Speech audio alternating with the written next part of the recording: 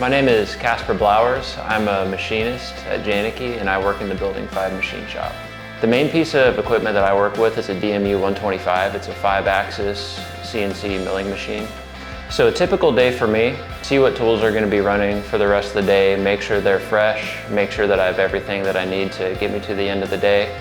And then I monitor the machine, make sure that any features that are being established are within tolerance, make sure that surface finishes look nice, making sure we have coolant for the machines, chips are not overflowing out the back, and then just seeing if anybody else around the shop needs help. The parts that I work on are mostly for the space industry. The favorite things that I've worked on so far are large Inconel parts in our 5-axis mill, dialing in speeds and feeds, getting our tool life as efficient as we can make it. You're working on one piece for 70 hours sometimes, and so it's, you're just seeing all the little details and things that you've done to bring it to a complete part.